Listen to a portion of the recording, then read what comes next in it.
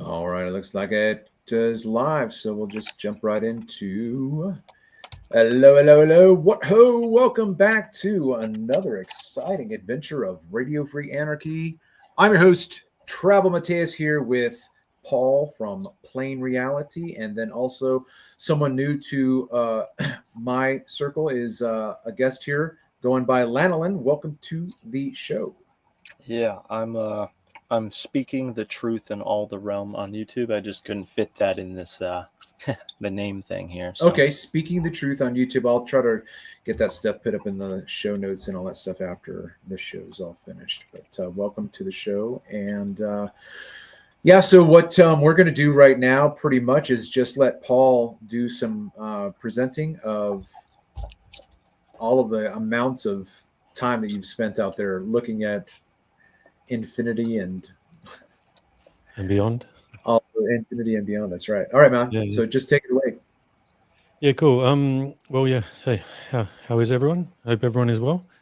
And so, like I was saying to you earlier before we started, what we're going to be doing is basically just going over a whole bunch of things. It's not necessarily going to be completely organized, because what we're doing is we're using this moment to help me get my brain in an organized point as to where and how to present this in a nice, free flowing form. I have general ideas, but the idea is just to get it out there and to get some advice from you guys as well. So I guess I'd have to share screen, wouldn't I? All right, if you're ready to do that, give me 1 second. Oops. Yeah, well, we can have a bit more of a chat and stuff if you want to just sort of we'll shoot just the jump right in. yeah. Oh no, that's. Hold on. Let me see how I've got to get you to share the screen, because I was just going to share my screen. How am I going to do you guys? This is going to be the filler right here, where I'm just now trying to figure out how to give you control. Oh, well, I've got my little share screen button in here in Streamline, but do you want me to just try that and see what happens? Yeah, sure. It might. Yep. Let's see. There's the screen.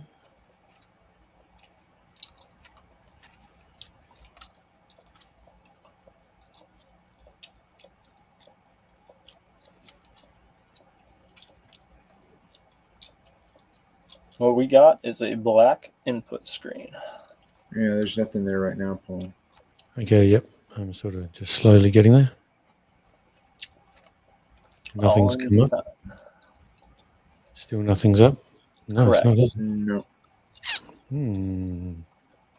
It says I'm sharing. All right, let me see if I'm supposed to do something. Oh, I'm sorry. It was below me. There we go. Uh-huh. Okay. Aha. Rightio. Right, so let me go in and have a quick look at which one I will start with. I'll shrink that one. Shrink that one.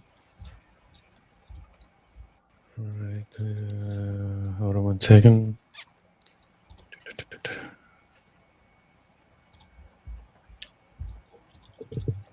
All right, sorry guys. Just looking for which one out of this file here. I should have put them all down here. I should have already organized this. That's my fault. Yeah, no worries. We got people that aren't shown up yet, so we'll just wait until it kicks around and somebody starts wandering in. Oh, good. Well, let me just share this with you first. This is a really interesting one, so we can get an idea of something going on. So here we have an area, a spot where I get photos of. I'm not 100% sure how far away this is. I think it's maybe about 500-600 meters away from me. And I put it into a 1500 millimeter focal length, have my camera set up at the exact same spot, exact same height every time. And what we see is, at the moment, the horizon, ignore the black line, that was just me trying to straighten everything up. Right.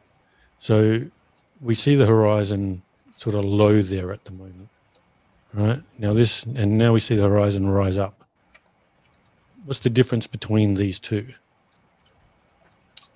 Well, I can see the water levels changed slightly, it looks like, on the rack.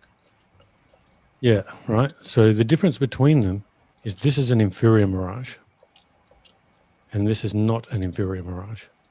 So when we get an inferior mirage, it drops the horizon and it can drop it quite significantly. Yeah. Right. And what we're seeing here is distance. And I'm going to show this a little bit later. Now, as you see, as we go through different days, there's quite a dramatic difference. Now, this one here, we almost have the sky blending in with the ground. Can you guys see my mouse there as well? Yeah. Yeah. So you can see how it almost looks like as if the horizon's here now, right?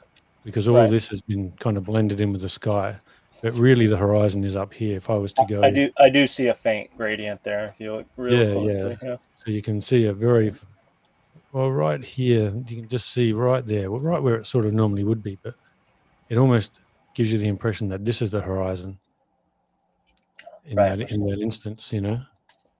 So and all that this is representing is distance, right? So this is a much closer distance, and perspectively, what we're doing is we're getting a drop in the horizon and how it looks, because this section here is much closer than this section here. I would suspect that this is probably only about a mile away at the most. Right. We're just doing that based on simple angle. Like we know if our angle is, lower, it's closer. Yeah. Rising up, it's further. Yep, exactly. And then I know that we'll get to another one. So when these are not inferior mirages, now we'd probably be just starting to lose an inferior mirage around here. And I have other areas right on the opposite side to the right here where I can tell how far in general the horizon is away from me. And plus with all the other work that I've done on the opposite side of the horizon, gives me a general idea as well. So whenever we see it like that, see when it's below the basket, we know that, well, I know that this is now an inferior mirage. We're starting to get into that inferior mirage area there. This would not be an inferior mirage. So when it's not an inferior mirage, we're seeing further. Yes? Do you have an open skyline when it's morning for the sunrise? No, unfortunately. Okay. I'm on more of the west side, so I can get the sunsets. Yeah. I don't know if you remember or not, but I came across from one of Andrew Thomas Young's articles a reference to an author who said that if you watch the sunrise in the morning and you get the omega sun, which is going to be an inferior mirage of the lower portion, so it's only going to be a very small portion of the inversion of the sun, but it looks like a bottom part of it is starting to grow, so that's called the omega sun.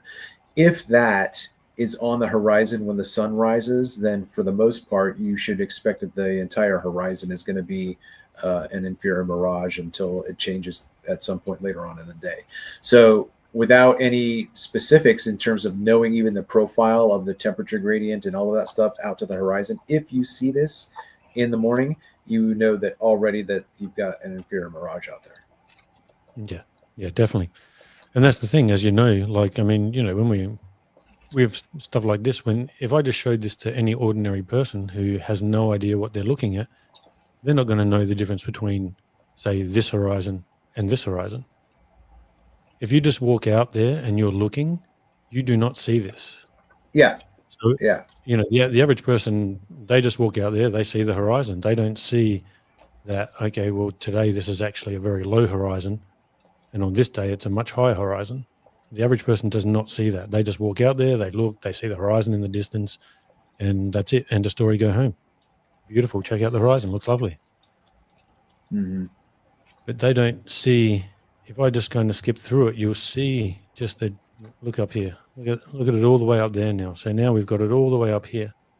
And now this is distance. So the more it comes from this area to this area, we're now seeing much further, and we're getting, this is perspectively we are seeing further. Now this day here is one that I am using in the full presentation on the 20th. Right, so here we see, this is all land back here. This land to this area here on what is my left, I'm not sure if it's coming up on the left for you guys, but what's on my left over here, this is over 30 miles away. And down here is about 20 22 to 24, 25 miles away more down this end. So at 20 feet observer height, this is 30 plus miles, 30 to 35 miles away, this area right over here. Uh-huh. When we see further, like when we get the horizon and it's cutting just underneath here, that's always going to be a horizon around 3.6 miles away. And I know that because there is a rock wall to the right of this, and that rock wall is 3.6 miles away. So when we have an inferior mirage that comes right up to that rock wall, Really? I'll see the horizon here. Do you have that on film? Oh yeah, I've got multiple pieces of it. So if you want, what did you say? What did you say it was? A jetty? it's a rock wall. Let me just skip through here again, and if you want to, what I can do, let's find a day.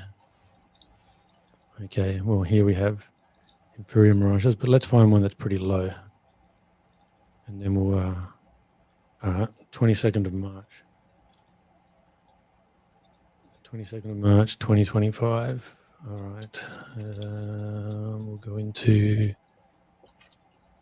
this one. March 22nd. We just have to wait for this to load. And then I'll show you I'll show you just some videos from this day. We'll just have a quick look. That bird rack would be about like an 1/8 mile away. Yeah, I'd say it's about maybe a quarter mile away. I think it's more probably like about 500 or 600 meters away. Okay. Let's go here. Mid-tide videos. Westlake Inlet. All right, so here you go. So here's a video from that day. Here is a ship called the Accolade. And if I get it right, we may see it actually going past that. Depends on if I kept filming. Yeah, it looks like I did. So we will see this go past that. There we go. There's the rock wall right there. So you see how the horizon's coming right up to that now? It's right here. So on this day here, this is the rock wall that I was talking about. And then the bird rack you're going to show us? Yeah, unfortunately that's just over there, but what I'll do is that's this thing here, West Lakes Inlet. So there's the video of that.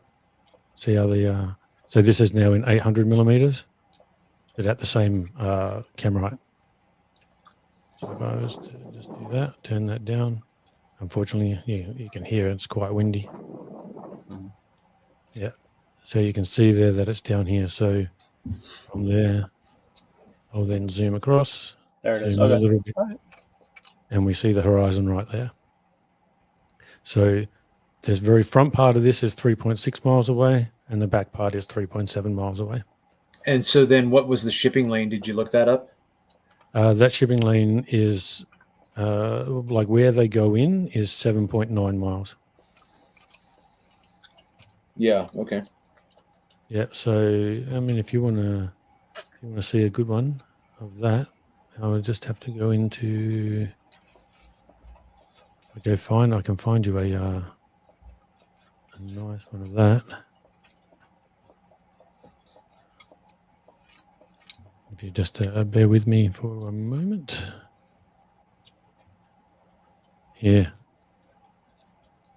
So I'll blow this up a bit bigger. So here's that area. And as you can see over here, we see these right up here. This is the shipping lane again right here. This is where they all come in. That bottom left? I mean, that bottom right? Yep. That is gorgeous. Look at that.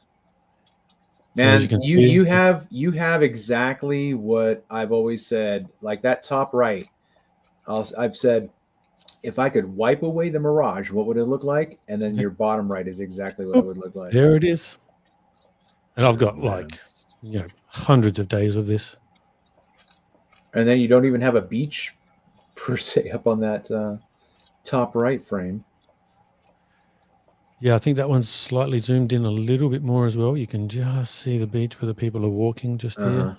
Yeah. You can just see them walking there. But, I mean, these guys here, they're probably in front of that shipping lane, they're probably only 5 or 6 miles away.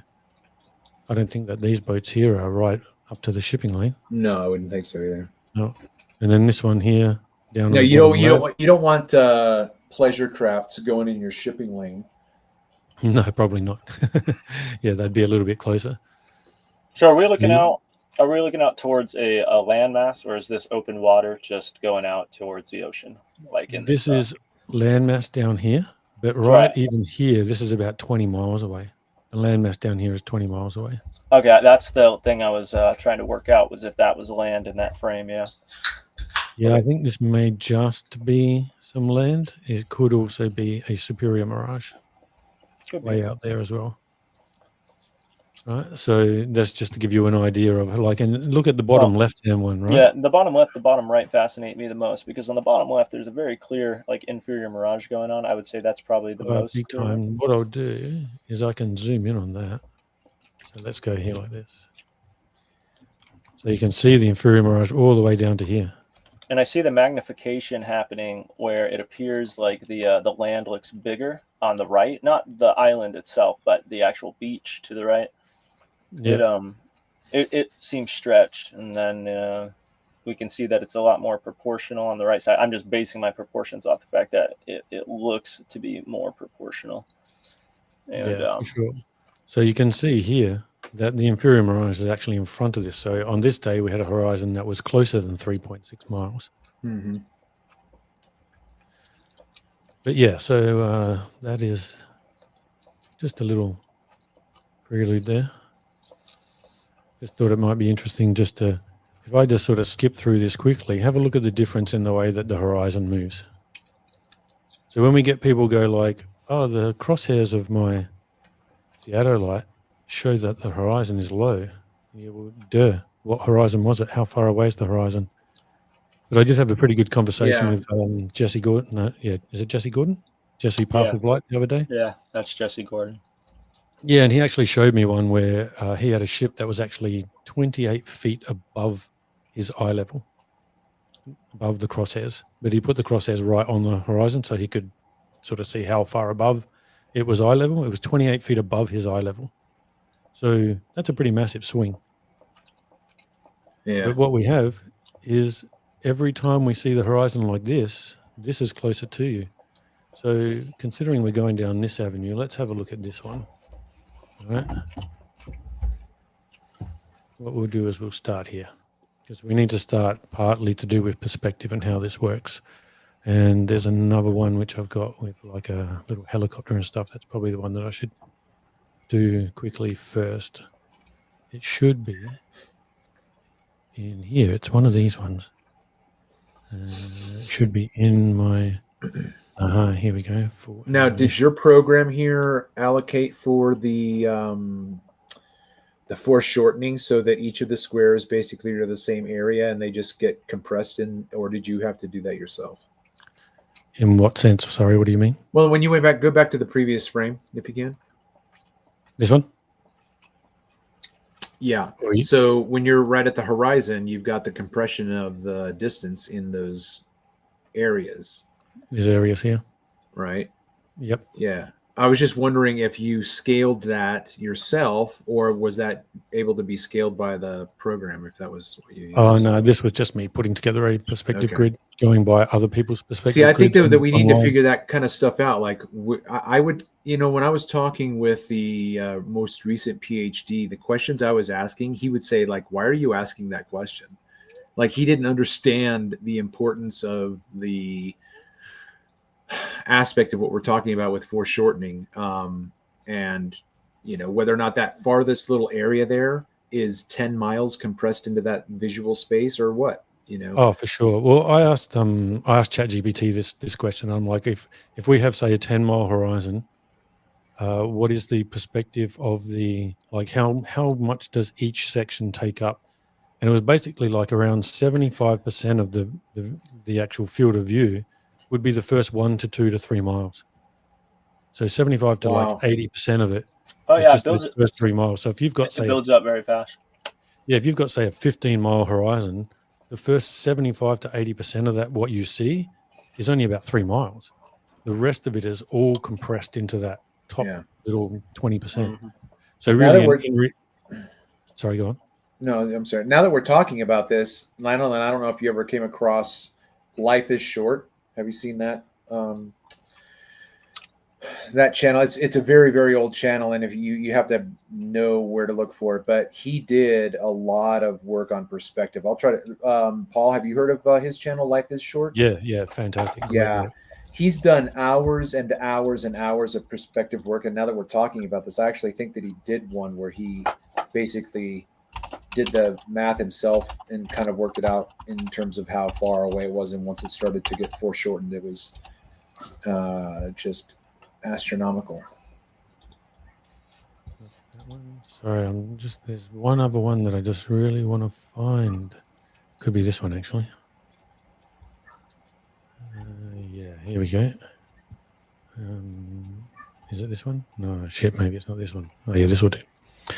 Okay, so if I go here, right? So really what we need to establish is what creates the horizon in the first place. So why do we even have a horizon? So what I'm representing here is, imagine you're in the sand, you're at the beach, and you just happen to be there on a day where there is just like zero waves. It's just dead flat. There's not even a ripple. We dug a hole and we stuck our little helicopter in that hole, and our eye line was just perfectly in line with the horizon. Do we see any form of perspective, as in that that visual rising of the horizon, or anything to do with that visual? When something's closer to you, it looks lower, and when it's further away, it looks higher. Like when we're right on the line of the horizon, we're not going to get any of that depth perception. Okay, so we can we agree on that point? Yeah. Okay, so then what creates the horizon in the first place? How are we now going to get depth perception and that horizon to be a distance from us? Oh, I would say that it is the path the light travels to your eyes, meaning that when, like, let's say light bends up, it's going to be, your horizon is going to be the moment where the light from the ground can no longer reach your eyes, because it either bent up or it bent down too fast and hit in front of you. Yeah, I agree with the statement, but how are we going to create a horizon that's in the distance, like in the first place? On a plane, that would be how it was, but on a globe, it would be a geometric blockage. Sure. So let's just go over this, see if we can agree with this. The only way that we're actually going to get that in the first place is by going up, because while we're perfectly in line with the horizon, we don't have that depth perception. The only way we're going to get that depth perception is to move up. Once we move up, now that we get a distance to the horizon, so that's what actually creates our horizon at any particular spot. Paul. Yes. Did you in this? I must have missed it, but I think now. Are you putting us in the helicopter? Yes.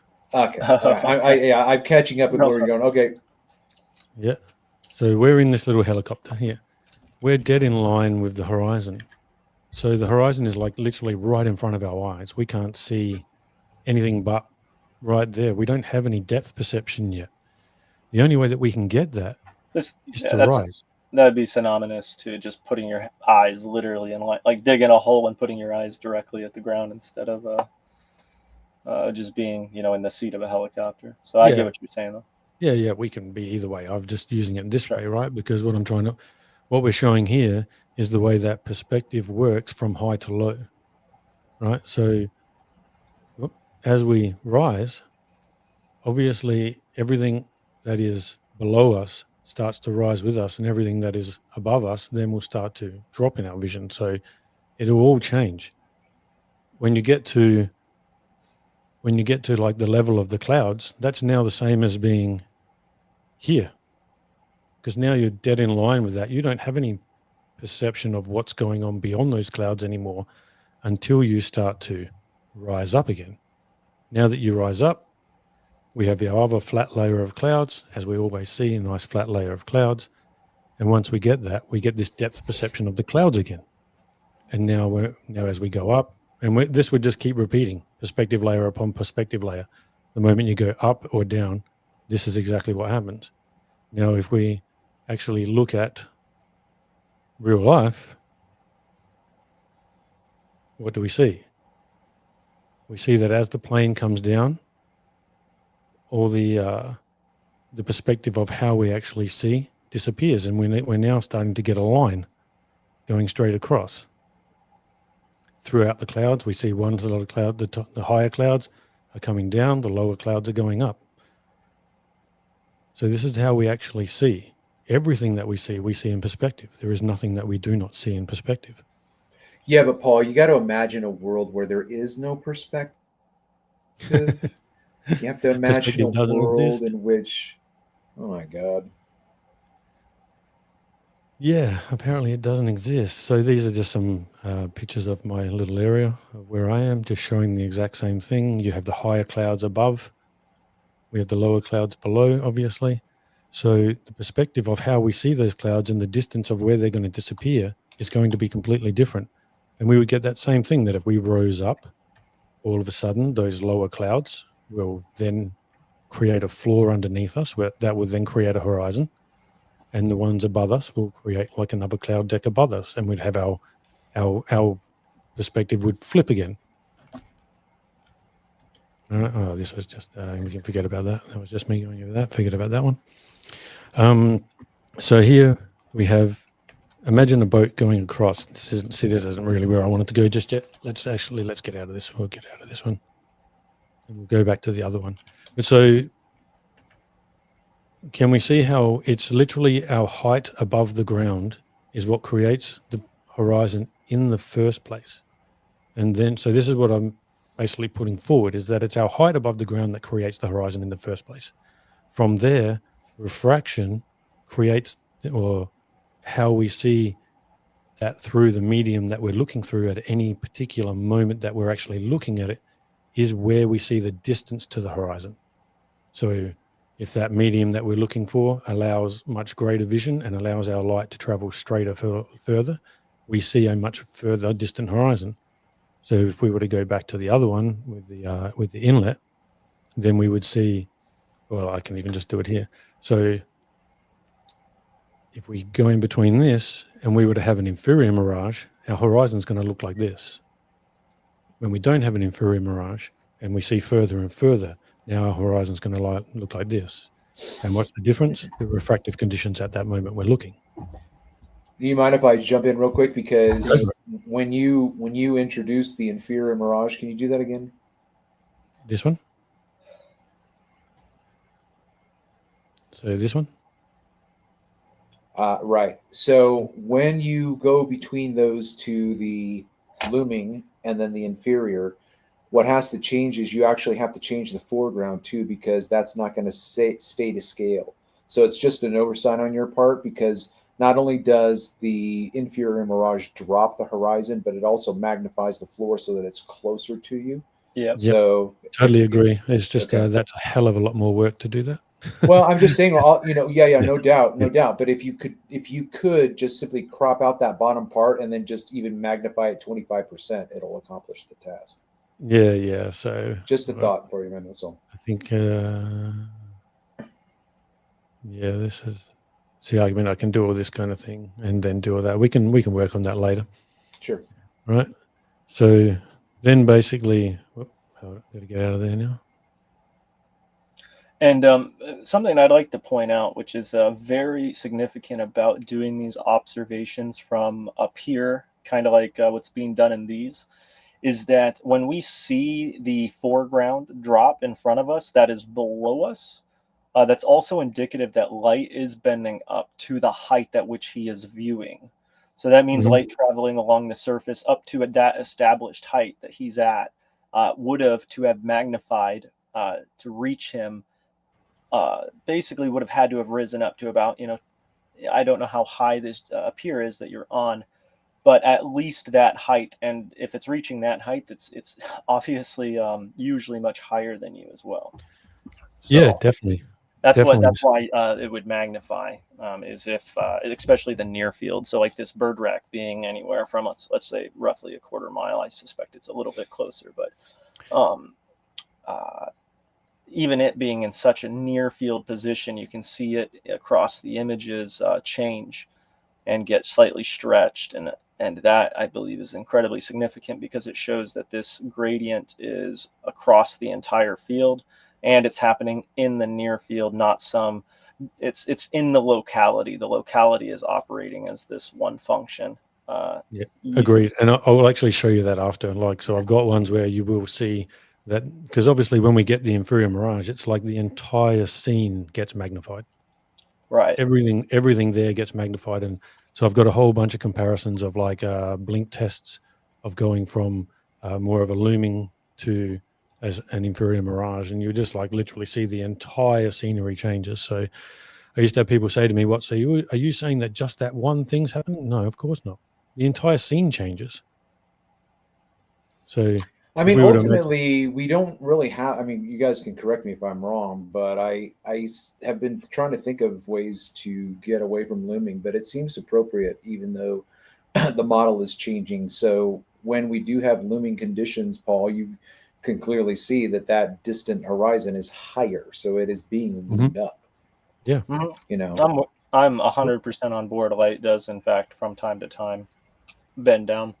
What I do know, though, is that as the model treats light bending up as basically a pathological occurrence, meaning it's very rare, it's quite the opposite, and it can be measured quite easily with very simple instruments. But the most important factor is there is many generalities imposed upon the measurements. So, for example, one of them being for the globe model for these predictions, one of the impositions is a generalized humidity environment, meaning that humidity is never climbing up or falling down. It is simply uh, proportional to the density at any given time, meaning there's no convection. So like you're on the ocean, right? And so if water is evaporating off the surface, that means water vapors rising up reaches the clouds. But they treat it as though vapor is neither moving up nor down. There is also a second generality that is imposed upon the scene, and that is the surface boundary interface with the air. It is assumed to be at almost 100% saturation all the time by taking a lab measurement and then taking that out to a field. A lab measurement being in a closed container, not an indefinite space. And that generalization is also applied to all measurements. And that lab is obviously not indicative to anything out in the field, but that's how they model it, and that's how they skew measurements to promote a downward bias. yeah, well said, man. yeah. Okay, so with what you were just saying there before, Travis, so pretty much looming is just that we see further. And now that we see further, our perspective has to change, right? Hmm. And I'll go over that in a moment when I show some other bits and pieces. But obviously, the horizon's always, in a sense, trying to climb towards our eye level, because it's our eyes that actually create the furthest point that we could see, because we could never see beyond where our eyes are. Something would actually have to be above our eyes for us to be able to see past the surface. Hmm. Hmm. Okay, so that Hmm. clearly makes sense, right? So the horizon itself is the furthest possible point that we can see the surface. Now, I'm also calling the horizon the dividing line of perspective, and I will go over that and I'll show you that shortly.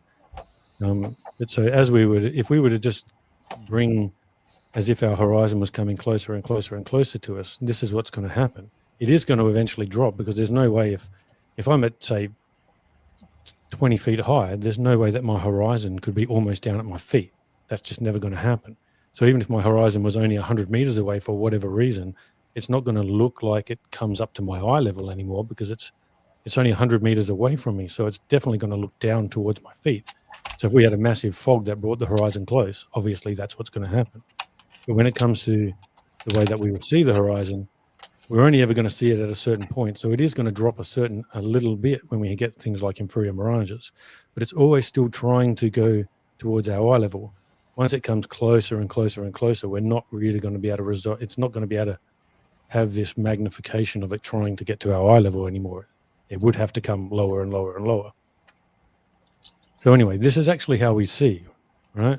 So I didn't do it here, but obviously we know that people like to draw like as if the ground is flat and we're looking down. And technically in reality, that's what's happening. But actually in reality also, this is how we see, because we see the horizon coming up to our eyes. Mm-hmm. So we're actually seeing this. So everything within our field of view is in this. And that's why as it gets closer, it gets more compressed, more compressed, more compressed until, and that's why when we see looming, we always see compression. So as something gets further and further away, so you imagine, obviously, if this is where the horizon, if this is only the 3 mile mark, well, everything here is going to look larger.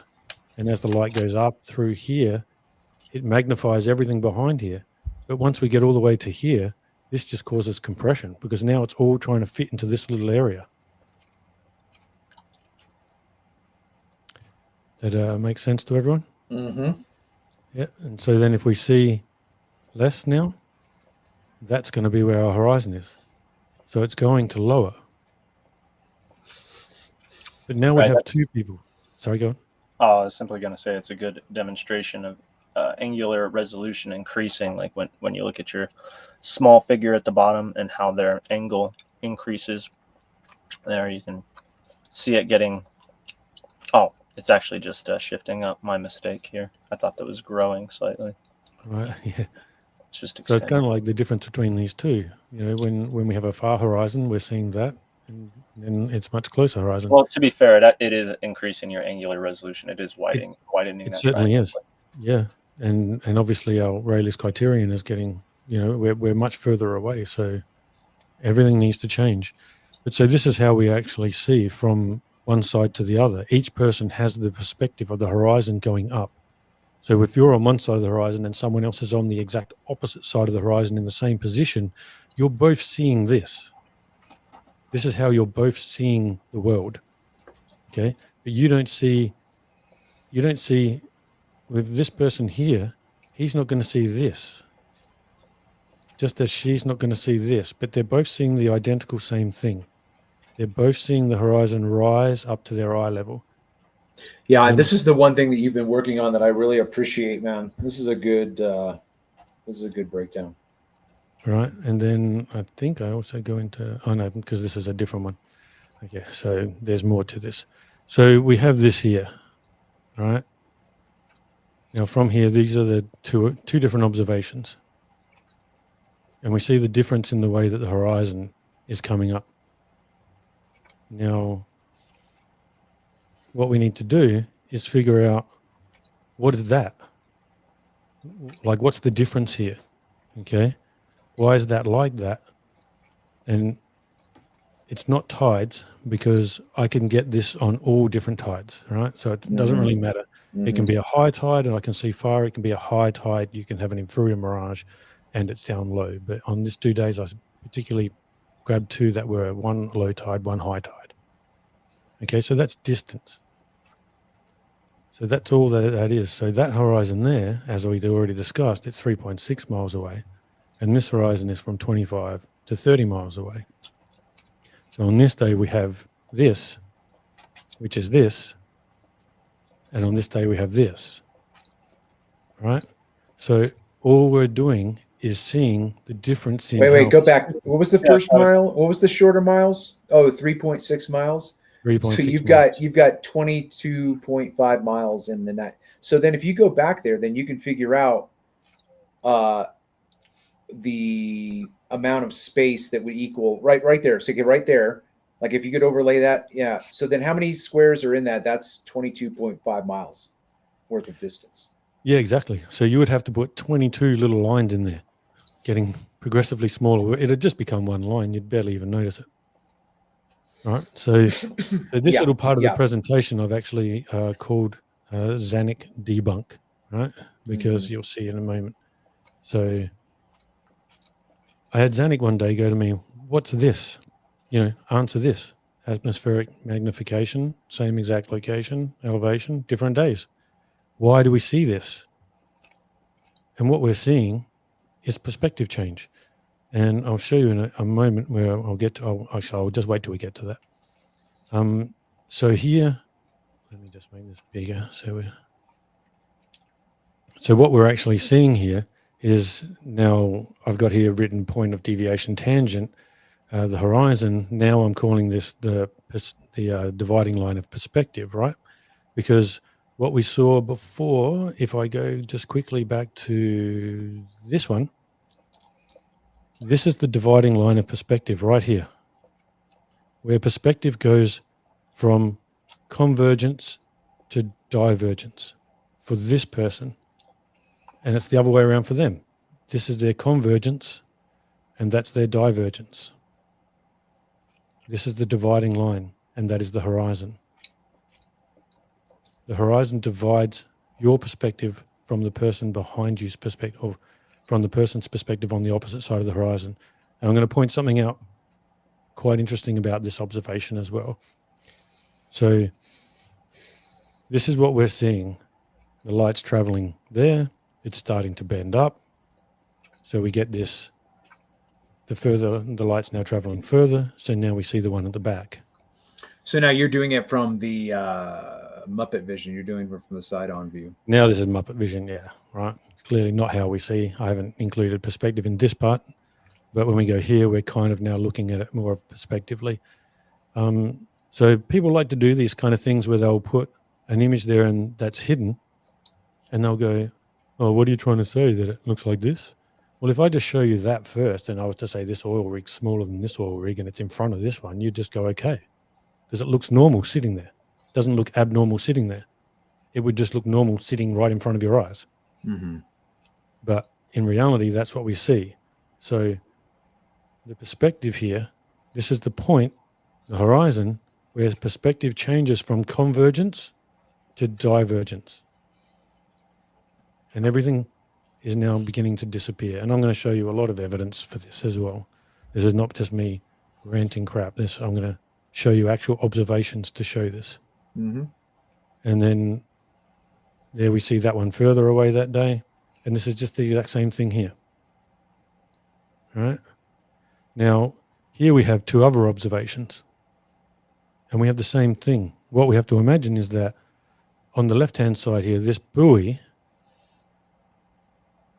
is this one here on the horizon.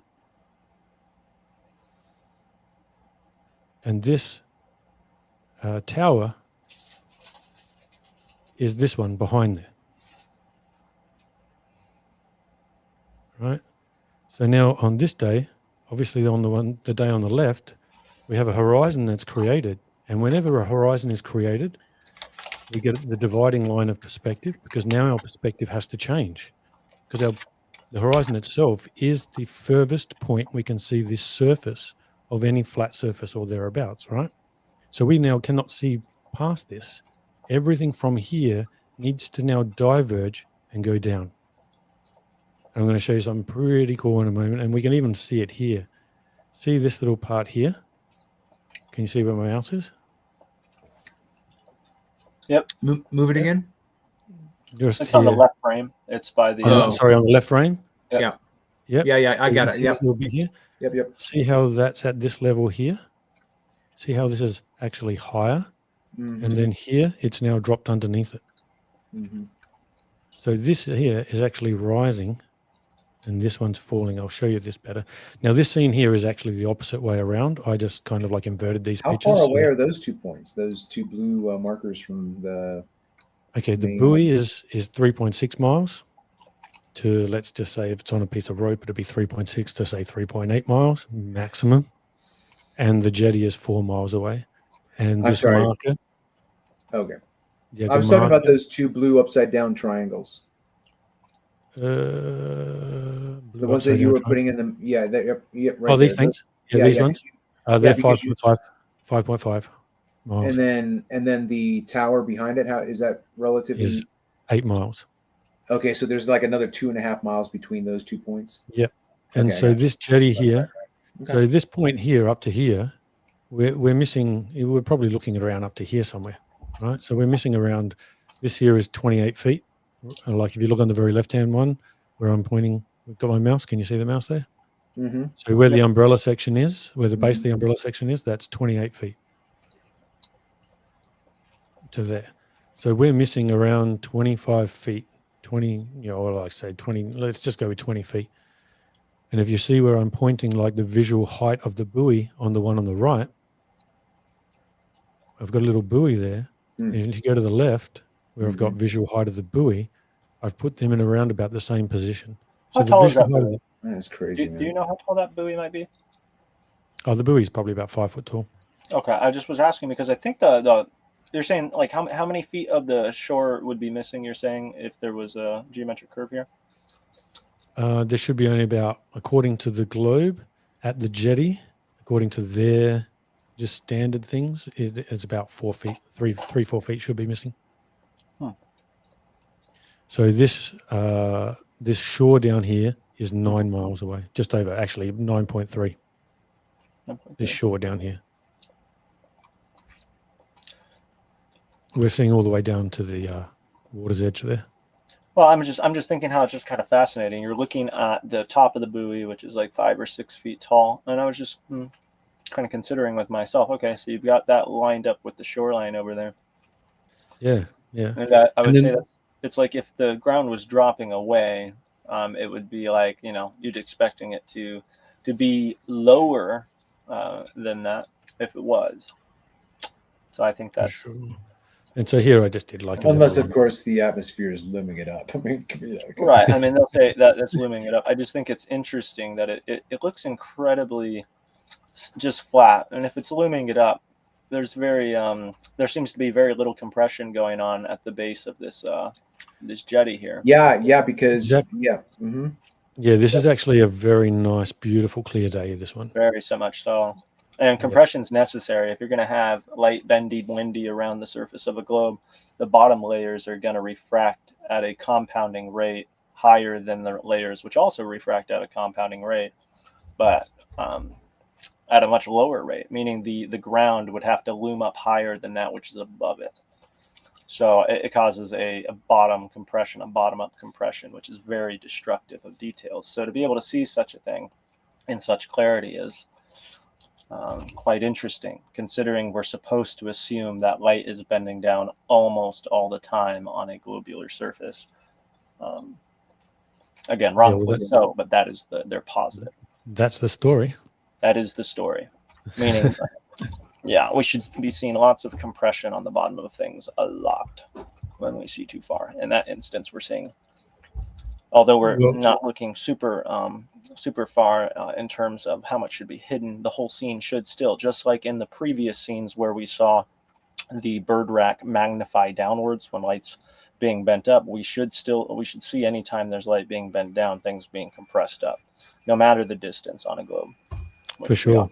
And this little reef section that we're seeing right here, where my mouse is, that's 5.5 miles. So that's where the horizon, that's where the globe, in inverted commas, horizon should be. That's the perfect position of the horizon. All right. So as we go through here, I'm just going to skip through this. So we've got these 3 different observations of how this is. Here we go. All right. So here's 3 different ones. Now, on 3 different days. So on the one in the middle, we do have about a 5.5 mile horizon, and it is a slight infrared mirage back there, because that's the only way I ever get it. The only way I'll ever get a horizon to be at this sort of position where the globe would say, oh yeah, that's where our horizon is when there's actually an infrared mirage. And, otherwise, sorry, go on. Well, the easiest thing to point out, or in a conversation like that, if you have someone say, oh, well, that's the perfect conditions for when we see the geometric or whatever they want to say, and there is an inferior mirage out there, the question to that person is, what is it that's creating the limit to the mirage again? Because it's never going to be Earth curve. It's always going to be simply refraction. And specifically upward bending light. I can't tell you. Yes. Definitely upward bending. Yeah, and I can't tell you how many times these globe proponents do not answer that question. They will pretend like it doesn't make sense. They'll pretend like they don't understand what I'm asking. They will not admit that the inferior mirage is what creates the horizon in those Well, instances. and a very fun something to look at here, which I'm just again, I love the fact that these are taken from height. Is if you look at the center frame, and you look at the top of the pole just to the right of the mushroom tower, the bottom at the base of the main central tower. If you look at the mushroom, and you look at the tower closest to us, the white topper on that pole with the red stripe on it is elongated downwards on this day, which means we are having an extremely upward refraction event going on. This shows that the layer in which things are being bent up is very high. In fact, I'm not sure if that's higher than our head, but it's an immense effect going on here. This isn't just slight upward refraction. We can see that this is extreme to have been at a layer so high. Sorry about that. No, agreed. And all three of these images are in 3000 millimeter zoom. They're obviously just in different sizes at the moment because I've put them all into frame in the way that I have. But we can go over like many. I've got more than 100 days already put into a file where they're all at 3000 millimeter, all from the same focal length and all lined up. Yeah, I'd presume, right, that because this is such a great comparison you have here, especially with the inferior mirage, I would say that the post that I'm talking about with the white topper just to the right of your mushroom thing there, that would appear, yes, that would appear to be taller than the piers, because that pier over there, it's quite a bit taller, it appears, even though it's quite a bit closer. Would you say that is above the jetty, even that you're looking at? Ooh, I don't think so, actually. I'm not sure. I could not say 100% how tall that pole is. I'd have to get a boat out there or something. But here's an interesting point. See, in the middle one, look where the white part is, where you can see where my mouse is. If I was to do this, let's do this quickly. All right. So if I put that one there, put that one there, and put that one there. So we can see that this one here is now lining up. This one is above the one in the middle is lining up with the mushroom. Mm-hmm. Right. One on the left is now above the mushroom, right. And the one on the right is well below the mushroom. All right, so this is showing us that our whole perspective has changed in the way that we have to view this, right? So here, now the one on the very left-hand side, and I've got another one just a little bit further up, or maybe it's in a different part of the presentation, where I go from the very right-hand side picture to the very left-hand side picture. And you see this, that little tower thing, not the big tower, that the one with the two triangles. You see it literally moving up and down. Now, when it's in the one on the left, perspectively, what we're seeing is like as if it's on a perspective grid. So if I were to go here, can you see my mouse now still? Yep. Yep. So just imagine if like when it's on the horizon, it's going to have to look up here. But then when we have that the horizon is now in front of it, now it appears like it drops down. And then when it's too awkward for me to explain properly. I'll have to go through a different part. Well, what I understand, it's the magnification that Travis was talking about. And what's great about your center frame and your side frame is that it shows that the front is getting squished closer into your near field. And what we can see is the direct effects of this, what I'm referring to as this compounding refraction, meaning what's in the near field, it's getting lifted. But we're seeing the mushroom, which is, traditionally on the very right-hand side of the frame, we're seeing that the top of that mushroom is really above that post. But on days when we have this compounding refraction, which is in the upward state, it's causing it to drop significantly, in so much that it appears lower than this post. Yep. So now here we just have a comparison where I'm just kind of showing you perspectively that we're only seeing yay far to yay far to yay far. So each time the perspective of how we actually see everything has to change, because the moment the horizons move to a further distance, the entire scenery now has to actually fit within that perspective, and everything has to change to fit that perspective.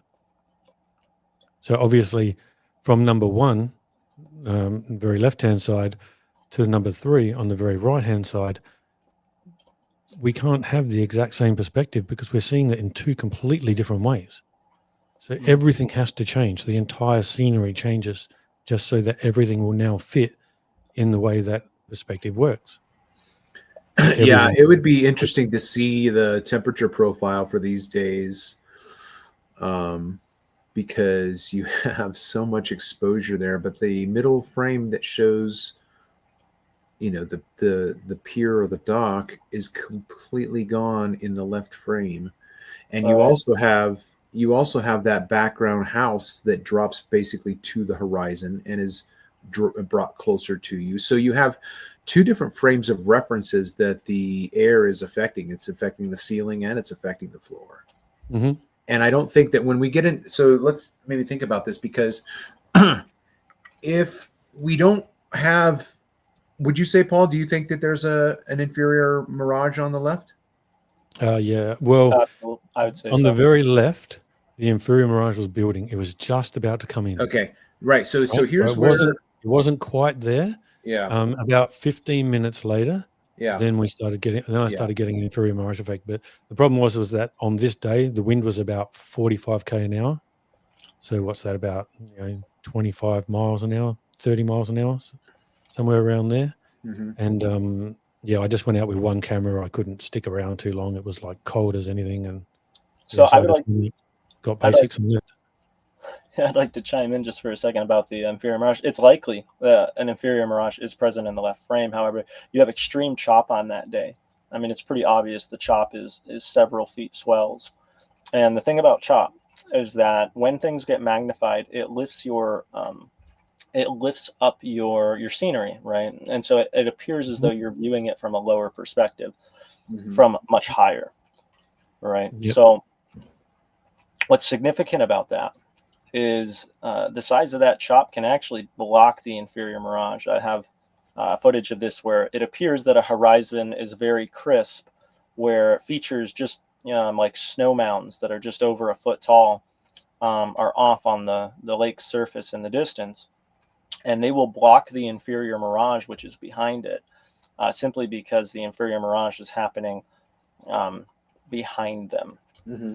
Yeah, well, soon after this, I could see the inferior mirage, and I actually I really had to look at that day's footage like full on, because I thought, wow, this is incredible. There's no inferior mirage here at all. And when I very first went out there and got some photos and started filming, there wasn't. And then by the end, and I was out there for about 45 minutes. And then right at the very end, when I was looking at some of the footage, I'm looking at one particular part of the footage, and I'm like, oh, there is an inferior mirage. You can just see a part on one part of the land. It was really hard to see on that day. Yeah, so what I want to try to flesh out again is that I think that the concept of sinking and the inferior mirage are the same animal. It's just that the sinking is the beginning of the inferior mirage, where it is so tightly constricted against or in that vanishing point that you can't necessarily see it, right? Right. So on your angular resolution. Mm-hmm. So the way that I think about it is like if you took a towel or something and you just twisted it, and if you twisted it and left it to be, say, maybe 4 inches in diameter, that's the inferior mirage in a very obtuse presentation. And then if you just continue to squeeze it so that it gets smaller and smaller and smaller, as you do that, that's where you're going to make the inferior mirage almost become extinguished. And then you're going to have that line at the horizon where you're going to have a ship on the other side where it's just cut in half. And people will say, well, there's no mirage there. So that's where the Earth is curving. And the retort to that is, well, maybe perhaps take into consideration that the beginning of the inferior mirage, where there is none, is the point that you call sinking, Mm-hmm. right? Yeah, I And would agree just with that. yeah, we just have to think about a way of, I don't know. Well, I have an excellent demonstration of how even minor changes, because even on water surfaces, especially on days where crisp horizons are present, there is still chop. I mean, it's very hard. I haven't seen any crisp horizons over perfectly flat lakes, and I mean like perfectly flat, because when we're talking about light bending up ever so slightly, um, yes, if you were over a perfectly flat surface, it would push your inferior mirage out really, really, really, really far. So there should be one anytime light's bending up, even if it is ever so slightly. However, the distance at which it appears and the angular resolution that it occupies changes on that distance from you. And when it's close to you, obviously it's going to take up more of your field because it's obviously bending up more, making a larger inferior mirage as well, not just pushing it out and making it smaller. Again, I have footage of this where I can be seen like from like 3.5 feet above the surface. Actually, it's 3.1 feet, and I'm at about 5.5 feet, and I'm riding on a snow machine, and there is the appearance of a perfectly crisp horizon in the background. However, when I move, once I'm almost exactly 6 miles away, I go in between some objects in the background, which have the appearance of being the super sharp, super resolute, Earth curvature per se. And then I come out from behind them, and there is a mirror where the lake was most flat, and we could see directly to that mirror line. And it's just very telling that even minor deviations in the surface hide this inferior mirage. Right. Yeah, definitely. Yeah, agreed. So here, what I'm showing is how what's actually going on is this dividing line of perspective. So just here, what's actually happening is we're getting our horizon coming up, trying to get towards our eye level. But there's actually even an inferior mirage just here, which people like Zanuck never pointed out that there was an inferior mirage here. And we already know that an inferior mirage causes upward refraction of light. So therefore, then this between this one and this one is just it's to be expected anyway, isn't it? But you'll see the what I've written up here. The most amazing thing about this observation is that if you were to be looking from the opposite side, so let's say we're looking from this side here right now, and this is how we see it. We see the one that's closest to the horizon being higher than the one that's further from the horizon being lower. Now, if you were to all of a sudden snap yourself to the opposite horizon, you'd be seeing that. The one closer to you is lower, and the one that's on the horizon is higher. So this is like literally a perfect representation of I'm on one side of the horizon, and now Travis is on the same distance on the opposite side of the horizon, and that's what he sees. You'll both be seeing these two different things, right? Because that's the way that perspective works. So that one's dropped down low, and that one's dropped down low. So, right? So we just need to flip the image. I have a slight dissension there. Not that I want to be dissentive, but I would say that it's truly dependent, because we can see that inferior mirage on the day that it looks dropping, right? Appears to be sinking. We just have to assume that there is no inferior mirage. Okay, let's just go like, okay, we're just going. Right. We're not going to go, there's an inferior mirage on both sides, because if there was, that would mess everything up. But let's just say that, let's say there's no inferior mirage there, and this is how we're looking. And we're seeing that, and we're seeing that thing dropping in the distance and the other one on the horizon. Well, this is just the same thing. We have the one that's on the horizon, which is always going to be at your highest visual point, because that's what the horizon is. It's the furthest visual point that you can see the surface, meaning that everything then will be at the highest visual point in relation to the horizon, because it's now on the horizon, and anything in front of it will drop underneath, right? Just the same as when you're the opposite way, whatever is on the horizon will appear to be in the highest visual position, and everything going beyond that will appear to drop. They are the same thing. These two observations are technically the same thing that you would see from each side. And I'm going to show you more That's my evidence for point that. of contention. I'll just say Sorry? I'm just saying I have a slightly different perspective on this matter, but carry on. Yeah, I'll show you a lot more evidence for this. So this is just sort of something that I was just playing around with, where I just put them all together. You know, it's like if you sort of don't really understand what you're looking at, if you don't understand how perspective, refraction, and the horizon work together, you're not really going to understand these photos and how they're basically all the same thing. Right? All we're doing is seeing one day a horizon close, the next day a horizon further. Perspective has to change. There's no way around it. You can't all of a sudden see further. We totally agree that perspective could change. I do not hold that I have to see that that on one side there's a mirror, but then if light's bending up all the way to that object, and likewise the light's bending up coming to the object that I'm viewing from, I'd just simply say that it's bending up from both sides. So I don't think that means I don't understand the pictures, but I do recognize your perspective, and I'm not trying to say and like I'm not saying that against it. you're wrong when I'm saying like these are basically the same thing, but looking from the opposite side. When I'm pointing at the middle one, we'd be saying like sort of equal conditions in a sense. We need to ignore that there's an inferior mirage there for that. So obviously, if you were looking and there was an inferior mirage, and then the inferior mirage went to where the back one is, and you were looking from the opposite side, you would then see the same thing. It wouldn't change. But so this is where we're looking here, right? So we got a 3.6 mile horizon, 30 mile horizon, and we are seeing the same thing. This is the same idea that when the horizon's closer to you, it's going to hide everything in the distance.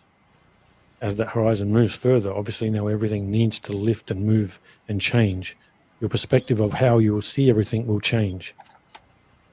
Because obviously, if this oil rig back here is, let's just say it's at that 30 mile mark, how I've just kind of put them there, well then, now when it's at the 30 mile mark and now the horizon's that far away, now this thing has to be at the top, because that's the furthest point we can see is the horizon. So now it has to move up here. It can't not. This one here has to drop because it's now well in front of the horizon.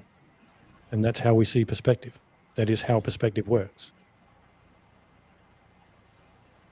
Right? So when we look at this, this is what we're seeing. So this is Muppet vision again. All right. I've got this is our dividing line. This is where the horizon is. Our little character here, he's looking this direction. He sees the buoy. And you can see my thing. I can always just do this, maybe. Just make up a little pointer.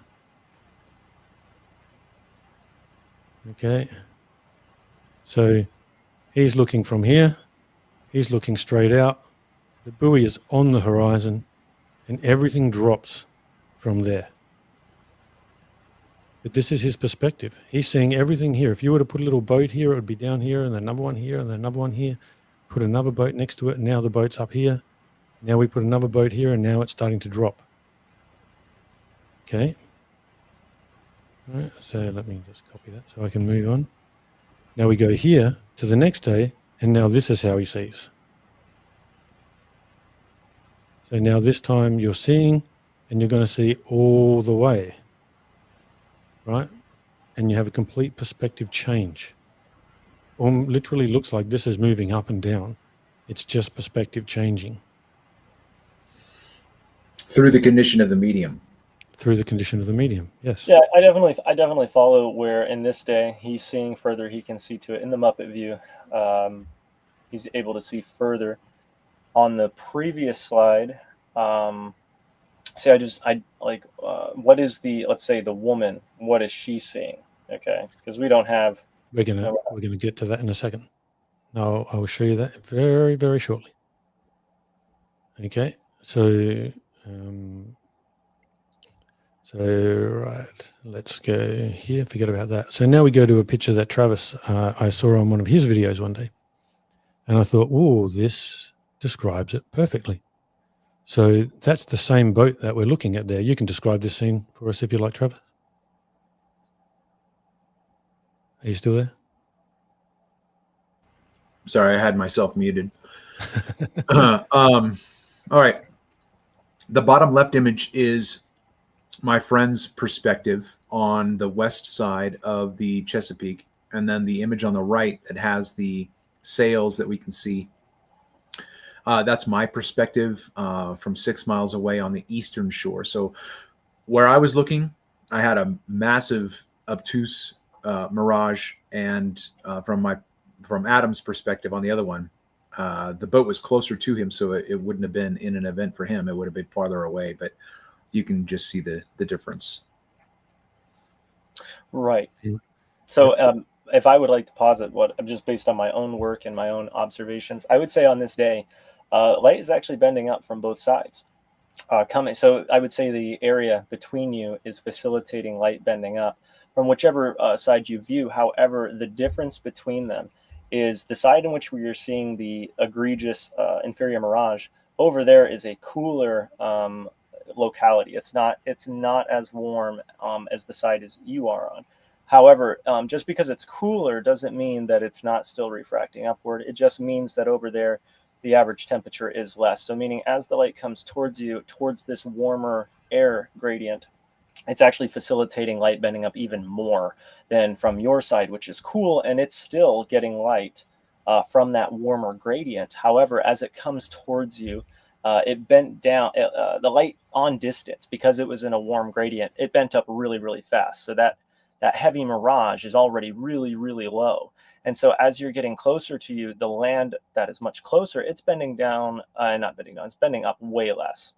So I'd agree with you. Happen is that frontal area doesn't drop nearly as much, and it ends up hiding this egregious mirage behind what some people would call a crisp horizon, but really it's just the fact that light bent up very small in the near field and super egregious in the far field.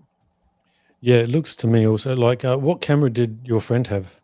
What camera was he using, Travis? It was a P900.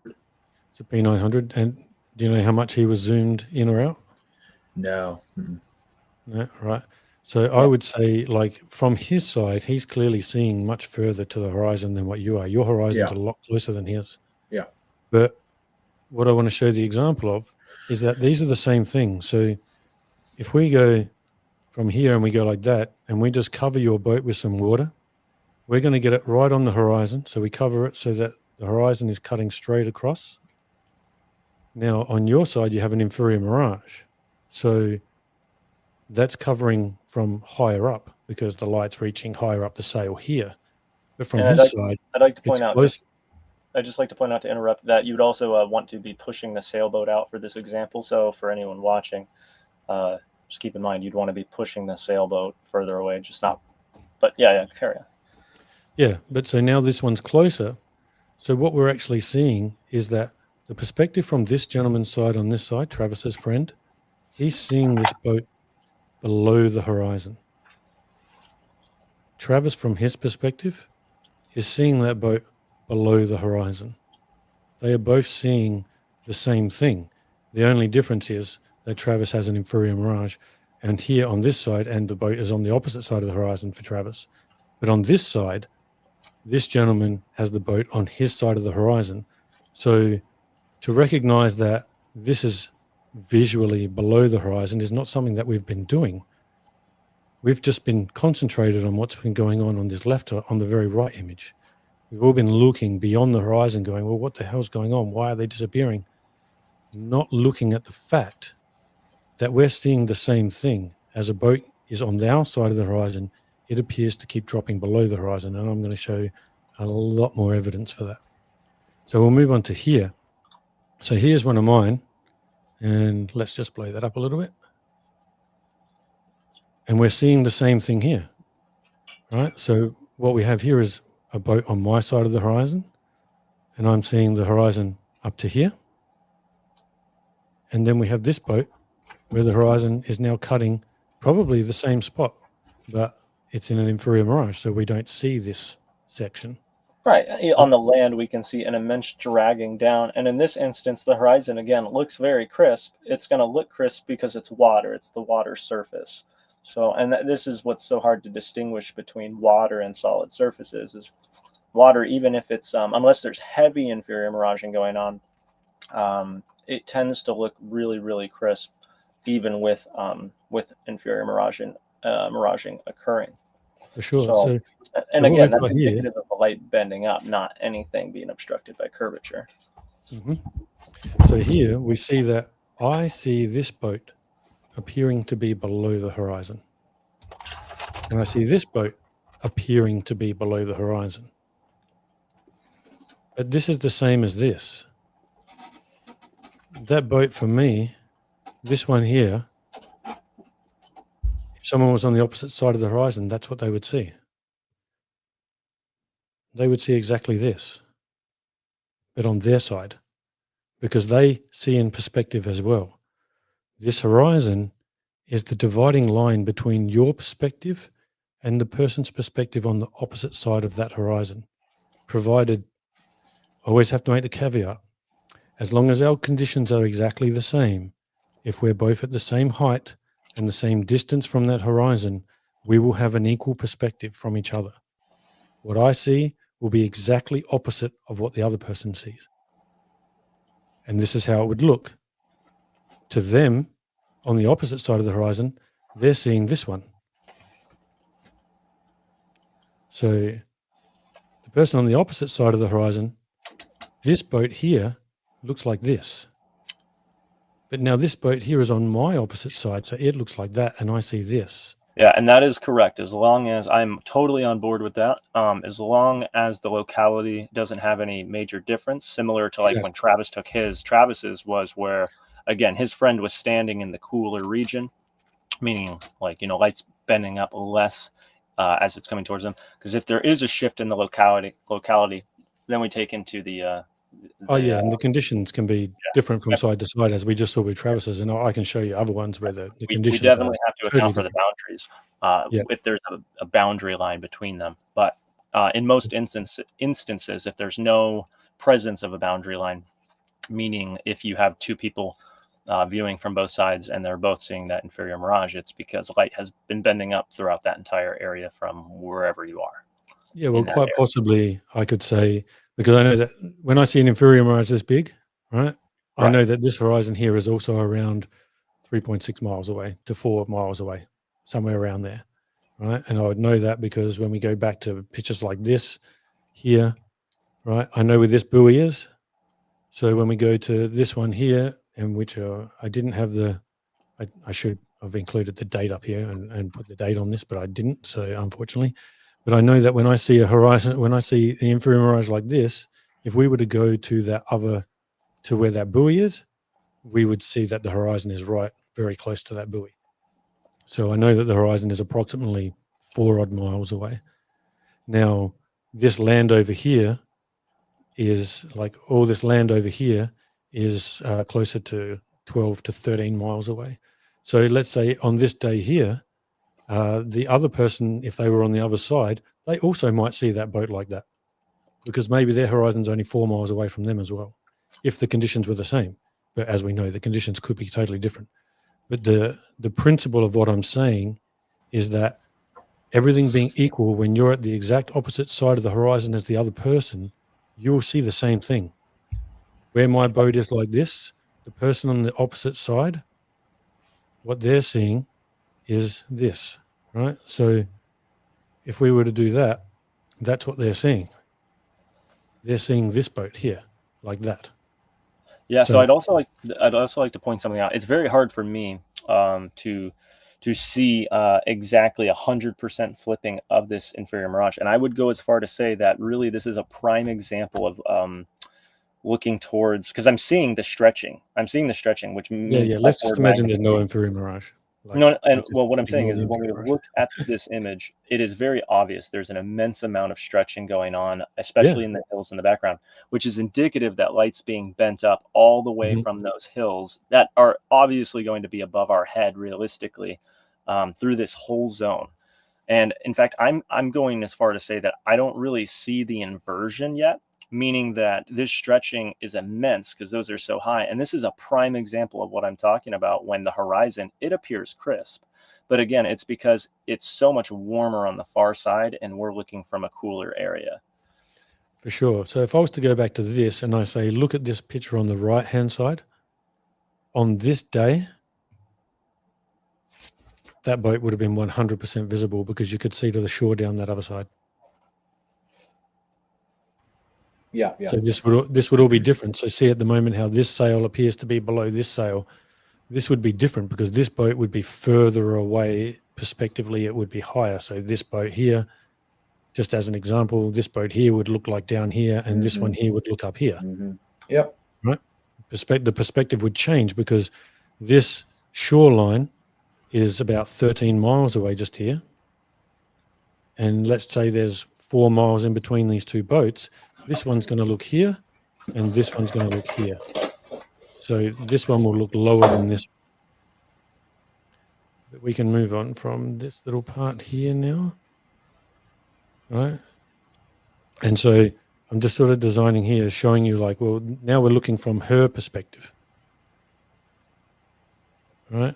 So now we're looking from her perspective, and she'd be looking this direction. She's still just going to see the same thing.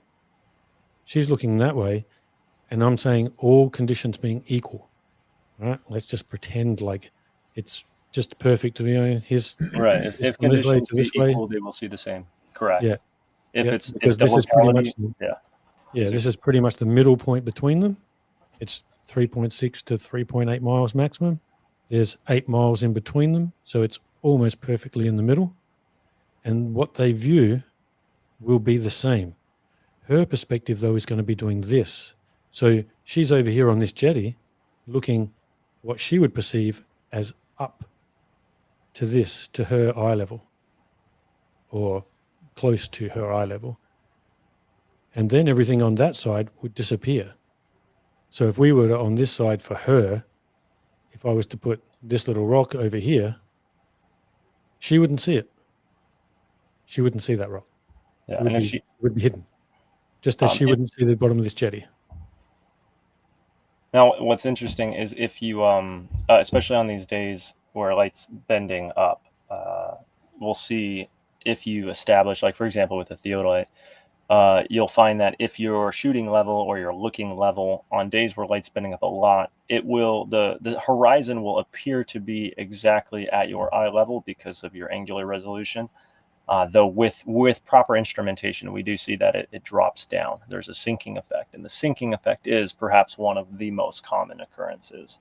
It's not an uncommon occurrence like the globe has to try to impose upon the world. It's actually seen almost all the time in land surveying and in almost every observation. Not all of them. It's not like it's every day, but it's more than on occasion, and that's not plausible with the current metrics given to us by globe models for the distances we're seeing. For sure. And so then when we move to the next day, and it's like this, let's just say again, all things being equal, he would be seeing this the opposite way, and she would be seeing it this way.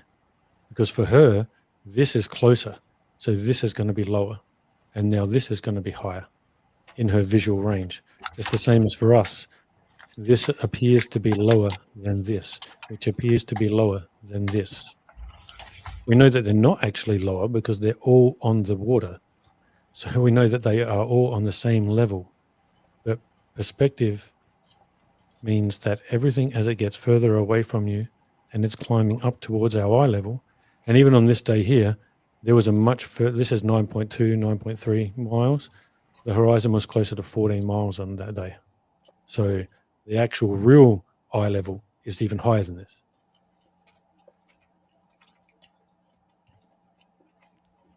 Okay, so there's just another sort of example of how he's seeing everything's dropping away. And now he's seeing that, so everything raises. And that, like, there's just me mucking around, just doing little bits and pieces.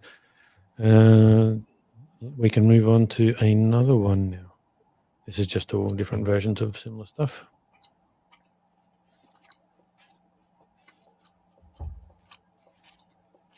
Right, let's have a look at this for a second. I'll show you this one. Oh, it's a point and a longer progression. Okay. Now, this here is from a slightly different angle. Me, when I took this picture or this video, this was of, I was actually at the very base of the jetty when I took this one. All the rest of the pictures are going to be taken from the end of the jetty, which is where I normally am. But I didn't do it from here. But here, see how we don't see any houses here? There's no houses here. There's nothing here. All right? We see this part here. Now watch the progression of this. Now we see houses.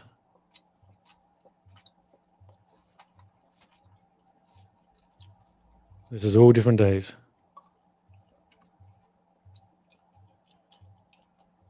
Okay. So now we're seeing all the way down to the shore. We can see this here. This is 14.3 miles away. This is a little structure called Curfew Point. This is 4 meters tall. Right here. Can you see? Wait. Where your arrow just was, you said it was what? This is 4 meters tall and Like 15 feet. 15 Yeah. feet. Yeah. And 14.3 miles away. Yeah. Right. This area right here is 50 feet high and is 16.7 miles away. This is a regular thing for me to see whenever there is no inferior mirage. Yet, according to globe standard refraction would put the horizon here. And that's even obviously making the globe already bigger. So 66 feet is what standard refraction is at 16.7 miles. This is 50 feet. This is the shore. Right here. And then if you keep going past that point that was in the off center where you were saying it was 12 meters. Here? No, the 12 meter. 4 meters, you mean? Oh, 4 meter. So then if you go over toward your scale on the right, just like halfway through. Mm-hmm. Right just land back here. Go down to the horizon right there. How far away is that shoreline? Oh, that shoreline's 30 miles away. 13? 30. 30, right? So now you are now. So tell me what color the dog is that's right there at the horizon. What color is that dog? I see a dog on the beach right there, 30 miles away, right? Can you see that? Yeah, for sure. Yeah. Its angular size is about a tenth of a pixel, or a hundredth of a pixel. So clearly we'd be able to see that. So yeah, I just thought I'd sort of show you this one. Nice little progression. Are these houses up on the hill, by the way, above this image, like where your scale is, right? Yeah, oh, he's talking about where the Buddha is. Oh, this here. Yeah. This is a big Buddha statue that's at 31 miles away. Now, what I would find to be curious is on days. Could you pan through particular days and we can just look to see, are we seeing these expand or are we seeing these compress? Or no, it attenuate? Oh no, it magnifies. But let's just go. Well, that's what I'm saying. The houses, those roofs look to be incredibly huge, and I'm not familiar with the area, but that was what I was driving at. Was when there's magnification, there's upward bending of light. Meaning, why can't we see 30 miles away? Is because it's upward bending of light. It's going to cause the horizon to sink. For sure. I mean, let's even look at the difference between these two. If I was to just let's just go like this. Right.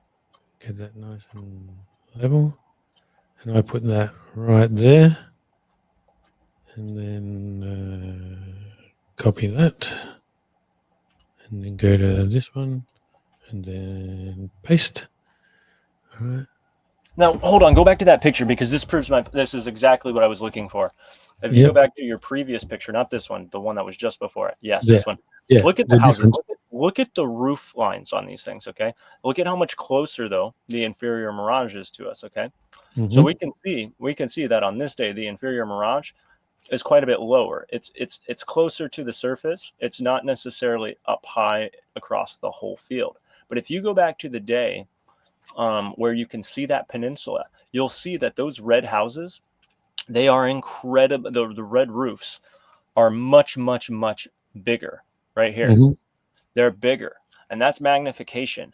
And that lets us know that on this day in the near field, light wasn't bending up very, very much. But you push that out 30 miles. 30 miles is a long ways away. And Yep. it's caused magnification quite a bit over distance. Whereas on the other day, when the inferior mirage is present, it's a lot lower to the ground, but those houses, they're more compressed, meaning up higher, the light's actually traveling in a much straighter line as it gets above that lower layer. Yep. And these houses right here, that's 114 feet right there. The base of these houses are at 114 feet.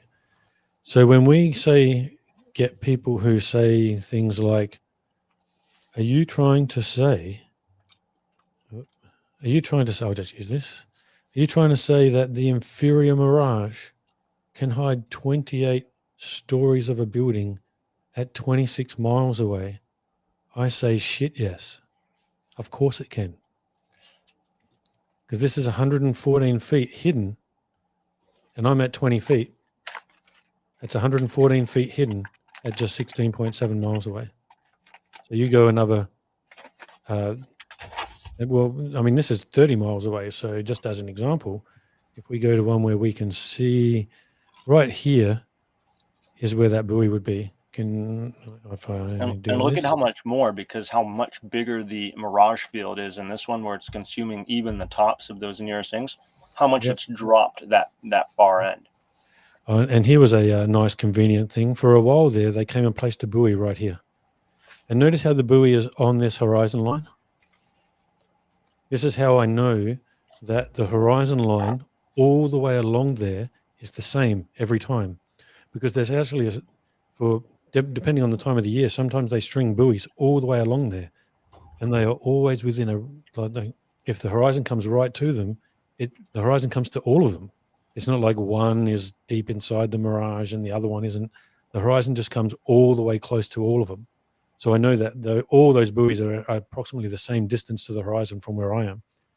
But if we go back to here with this little white thing here, right about here, and I know that because, see this right along here, going down that angle there's a road. And right where that road is, that's where where that big statue is. So now that statue is down here.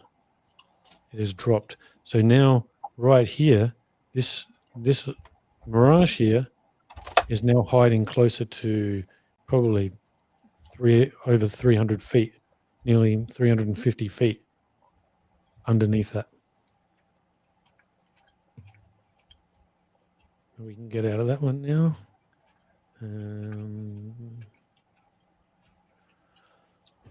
Okay, let me go into...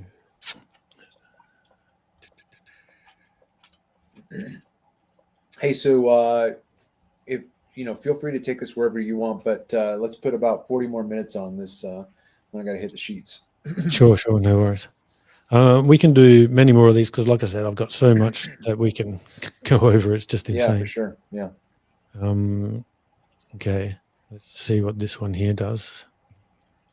Well, and it may even be that maybe we, since it appears to me that we are, although we're covering some of the same topics, it would be wise that we wrap up in 10 minutes and maybe have a small bit of time to talk afterward. I think that would be nice. Yeah, we can do that if you like.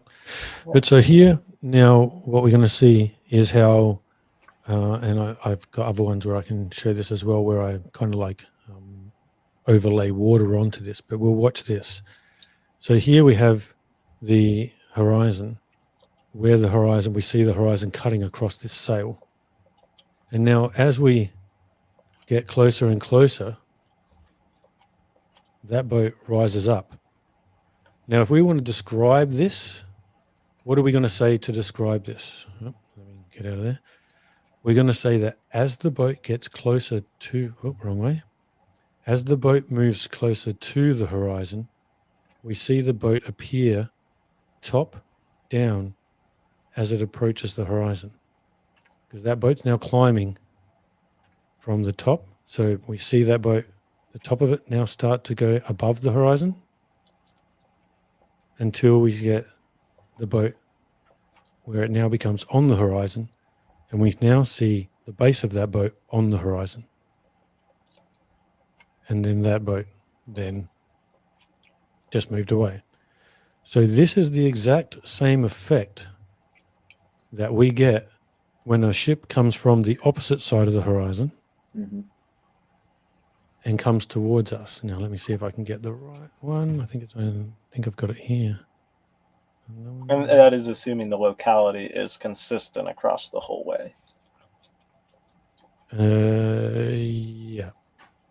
Okay, so right. So here And we then have. hold on just real quick, because this is Yep. the issue that I brought up with Andrew Thomas Young a number of times, in that he does not have any scientific data that he presents for the modeling that he presents to his readers. And so what we need to do, and again, the PhD that I was talking to when I was saying, it would be interesting to have someone like Paul on one side and me on the other filming this, he would ask, like, why are you asking this question? Like, why is this in, like, nobody's talking about this? And I said to him, that's why I'm talking about this, because everything that I've researched and have drawn conclusions on my own doesn't exist in science. And to me, that's a problem. But here, I'll try to wrap it up real quick. My point is for us to try and actually manipulate and control this, where we do send two ships toward the viewers. We are in control of these two ships from both perspectives. We have to, I think, try and demonstrate in reality what you're showing us, Paul, because I can't tell you how important it is, man. Well, Travis, here I want to say that after the show, I'm not willing to present it in front of a live audience yet. Not because I don't know my stuff, but because it's not the right time for disclosure yet. I'm gonna withhold that for my own, because it's kind of like I put the legwork in. I want to be having the first say on the matters, the same as how any buddy who files a patent would like to do, and it's all going to be released. I'm not going to withhold anything, so it's not like it's not going to be available to everybody. It's just I put the legwork in. I'm going to get my quote unquote reward for that, and then everybody can have it. No stipulations attached, nothing removed, nothing, literally full disclosure. And so I've already done this. I've shot, in this instance, I've shot lasers back and forth at each other to see what this looks like from both sides, and ridden snow machines out and whatnot, and with cameras on both sides recording what's going on. So yeah, that's what we need to do. That's awesome. It's been done, and it will be accessible here at the end, well, just after December. Yeah, nice. Very nice, man. All your work's very much appreciated, just as Travis's And is, so and is anyone yours. else My has actually goodness, been out there doing it. You have so many slides of so many days. I do want to say that it takes a lot of dedication to go create this sort of compilation, because you're able to pull from the identical positions day after day after day to show where the audience doesn't need to. Someone who's looking into this doesn't have to try to wrap their head around a constantly changing scene. Although you did flip between many, there were enough in here where if you go investigate just the slides of the same scenes, it shows very well what we're talking about. Mm-hmm. Now, once again, here we're going to have a ship approaching the horizon. So now, if we think of what we were just doing before with that other boat, as it was moving towards the horizon, but what we saw, and we could actually see the boat. So we're not retarded. We know that we can actually see the boat, and it's approaching the horizon. So it gets closer to the horizon. We see it moving up within our vision as it goes across the water, and we can actually see the boat. So we have never really recognized or associated that what's happening in front of the horizon is the same thing as what's happening on the opposite side of the horizon. So now if we just describe the same thing, as the boat moves towards the horizon, we start to see it appear from the top down, right? And we see that the one that I've superimposed there, like the little PNG that I've put in there, is basically doing the same thing as well, right? The boat that's on our side of the horizon is appearing to climb up above the horizon as well. Okay, now can you go back and explain what the images are without the PNG? Because how is this ship developing? Yeah. Is it just simply the changing of the day and it's just being No, exposed more and more, or is it no, it's actually coming No. toward you? This is no, it's no, coming it's coming towards us. closer. Oh, okay. Yeah, So yeah, it's it is. not static. Okay, it's moving. No. So No. this boat's coming closer, and it's coming through an upward Yeah, I light gotcha. gradient, so a Yep. gradient that's bending light up. I'm And tracking. Okay, Yep. Yeah. So it's coming towards us. I gotcha. Yep. So yeah, you you'll just see, gotta- you can see the magnification like going on as it climbs too, Mhm. which is very indicative. And so now this here is one where I filmed a boat moving away from me. And if we just put a layer of water over the top of it, what do we see? We see the boat climbing up over the horizon. And as it comes towards us, I've just reversed it. So now we're seeing it disappear bottom up. You can actually are you trying to indicate the perspective of someone else on the other side of the horizon, because that's what it looks like. Yes. So for the left Yeah. is us and the right is the other person. Yes. Yeah. That's good stuff, man. Right. Now you can see that they're identical. They're the same thing. That's awesome. So Man, what that's we're such good actually work, dude. witnessing. Yeah, what we're witnessing. If light is- is bending up, this is what's happening. If the locality is the same, this is what you will see. If the Yeah. locality is it is all indicative of light bending up in that locality, then this is how that locality looks from either side. That is correct. Yeah, so what we've done is we've allowed them to basically gaslight us into just concentrating on what's going on beyond the horizon.